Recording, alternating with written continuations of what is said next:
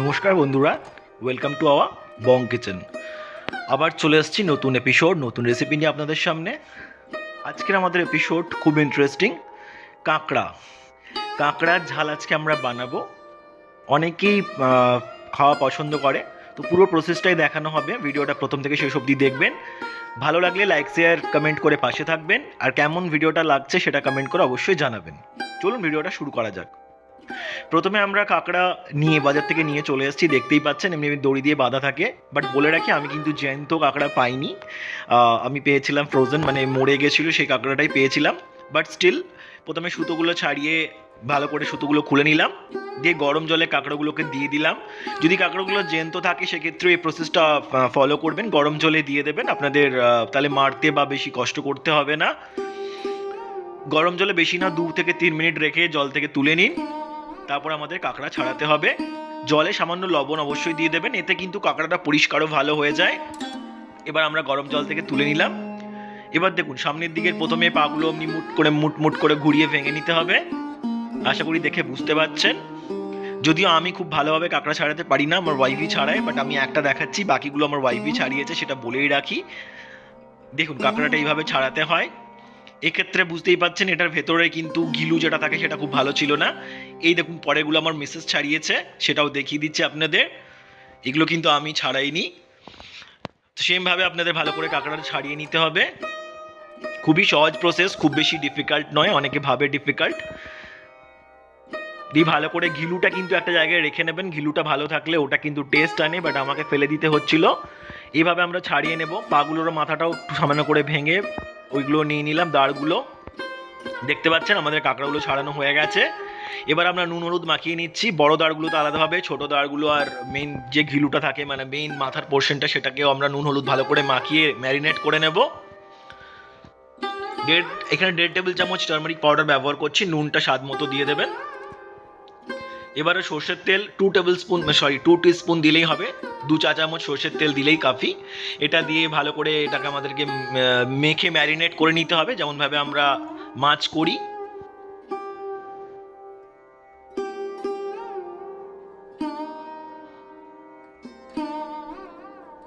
আমি পুরো প্রসেসটা আপনাদের দেখাচ্ছি যাতে আপনাদের অসুবিধে না হয়, তাই স্কিপ না করে পুরো ভিডিওটা দেখুন, তাহলে ভালোভাবে কাঁকড়া বানাতে পারবেন।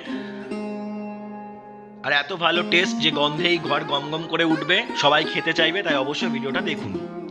এবার আমরা কড়াইয়ে 4 থেকে 5 টেবিল চামচ সর্ষের তেল দিয়ে দিলাম। এটা কিন্তু সর্ষের তেলেই করবেন, ভালো টেস্ট আসবে। তেলটা গরম হয়ে যাওয়ার পর আমরা প্রথমে দাঁড়াগুলো দিয়ে দিলাম হালকা করে ভেজে নেওয়ার জন্য। খুব বেশিক্ষণ ভাজার দরকার নেই, এটাও বেশি লাগবে না, 2 থেকে 3 মিনিট হালকা নাড়াচাড়া করে তুলে নিলেই হবে।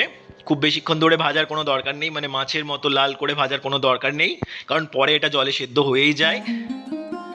বাট হালকা করে ফ্রাই করে নেবেন, টেস্টটা ভালো আসবে, মুচমুচ করবে তাই। এবার এই দাঁড়াগুলো আমরা তুলে নেব।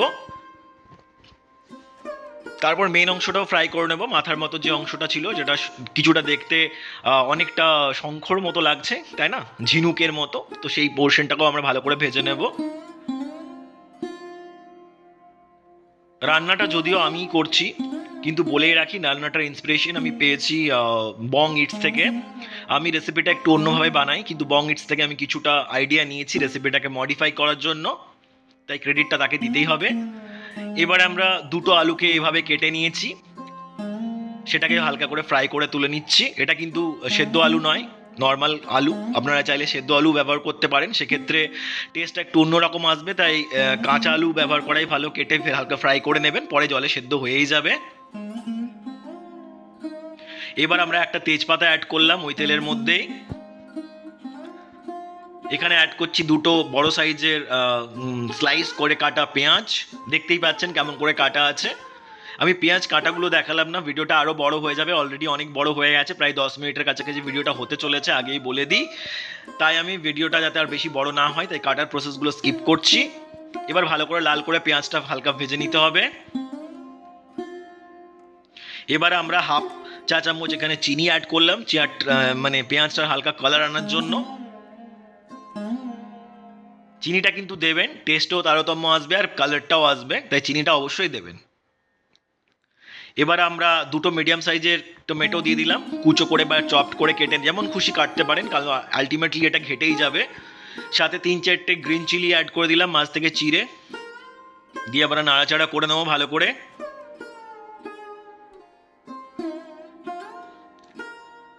এবার অ্যাড করছি স্বাদ মতো লবণ। রান্নাটা ভীষণই সোজা, শুধু একটু প্রসেসটা দেখুন, স্টেপগুলো দেখুন, স্কিপ করবেন না।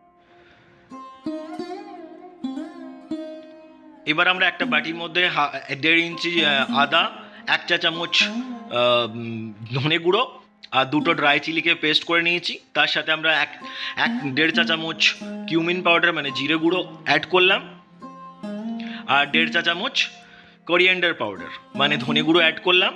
সাথে আবার 1 চা চামচ টারমারিক পাউডারও দিলাম, দিয়ে এটা ভালো করে ঘেটে নেব। সাথে দিচ্ছি আমরা 1 চা চামচ কাশ্মীরি লঙ্কা গুঁড়ো। পুরোটাই কিন্তু দিয়ে আমরা ভালো করে ঘেটে মিশ্রণটা বানিয়ে নিচ্ছি। খেয়াল রাখবেন এই প্রসেসটা কিন্তু ফলো করবেন, কড়ার মধ্যে দিয়ে রান্না করবেন না, এই প্রসেসে করলে ভালো টেস্ট আসবে। প্রত্যেকটা প্রসেস ফলো করুন, স্কিপ করবেন না। অ্যাকচুয়াল অথেন্টিক টেস্ট যদি আনতে চান কাঁকড়ার ঝালে, তাহলে প্রসেসগুলো কিন্তু ফলো করতে হবে। এদিকে আমরা মোটামুটি টমেটোটা আমাদের ম্যাশ হয়েই গেছে। এবার অ্যাড করলাম 1 চা চামচ গার্লিক পেস্ট বা রসুন বাটা, দিয়ে ভালো করে নাড়াচাড়া করে নেব আমরা। কারণ আদার পেস্টটা অলরেডি আমাদের ওই মিশ্রণটার মধ্যে দেয়াই আছে। দিয়ে সব মিশ্রণটা আমরা এখানে অ্যাড করে দিলাম যেটা বানিয়েছিলাম, হলুদ গুঁড়ো, জিরে গুঁড়ো, ধনে গুঁড়ো, আদা, কাশ্মীরি লঙ্কা গুঁড়ো দিয়ে যেটা বানিয়েছিলাম সেটা এখানে অ্যাড করে দিলাম। এবার ভালো করে নাড়াচাড়া করতে হবে। এবার ওই বাটিটা ধুয়ে সামান্য একটু জল দেবো, মানে ভালো করে মশলাটা আমাদের কষাতে হবে আসলে। এবার আমরা আমাদের ফ্রাই করে রাখা আলুগুলো অ্যাড করে দিলাম। আলুগুলো একটু নাড়াচাড়া করে কষিয়ে নেবো ভালো করে।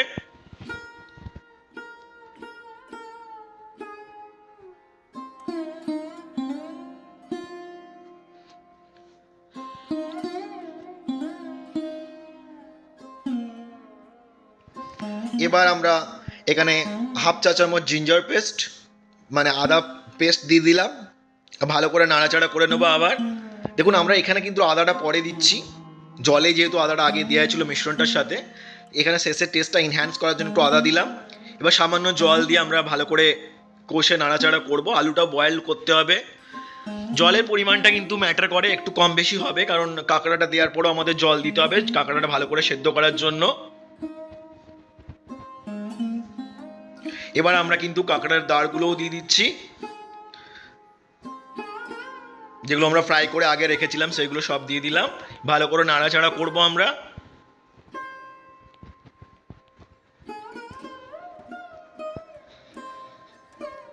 এবারে শেষে আমরা যেটাকে ঝিনুকের মতো অংশ বলছি আপনাদের বোঝার সুবিধার্থে অ্যাড করে জল দিয়ে দিলাম। এবার জলটা একটু মরতে দিতে হবে, একটু ফোটাতে হবে, যাতে কাঁকড়াগুলো আলুগুলো ভালো করে সেদ্ধ হয়ে যায়। ঢাকা দিয়ে দেবো আমরা এর মধ্যে।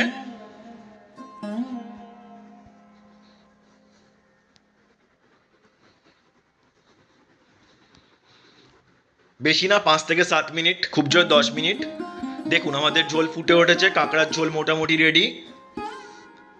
এবার শেষে আমরা আবার একটা ইনগ্রেডিয়েন্টস অ্যাড করব ফিনিশিং এর জন্য। 3টে কার্ডামম, 1 ইঞ্চি সিনামন আর 3টে ক্লভ পেস্ট, মানে আমরা এখানে এলাচ, লবঙ্গ আর দারচিনি সবটাই দিয়ে দিলাম। পেস্ট করা ছিল, পেস্ট করে জলে গুলে রেখেছিলাম। আমি গরম মশলা গুঁড়োর জায়গায় এটা প্রেফার করি, এটা বেশি টেস্টটা এনহ্যান্স করে। দেখতেই পাচ্ছেন কি সুন্দর হয়ে গেছে। মোটামুটি আমাদের কাঁকড়ার ঝাল রেডি হয়ে গেছে। এতক্ষণে ঘর গম গম করে উঠবে, সবাই খেতে চাইবে, তাই গরম ভাতটা রেডি করে নিন আর এটা দিন আর জাস্ট খান। অসাধারণ টেস্ট, খেয়ে অ্যাটলিস্ট মাংসকেও ভুলে যাবেন যদি এই প্রসেসে বানান। তো ভিডিওটা ভালো লাগলে লাইক শেয়ার সাবস্ক্রাইব করতে ভুলবেন না, আর কেমন লাগছে কমেন্ট করে জানাতে ভুলবেন না।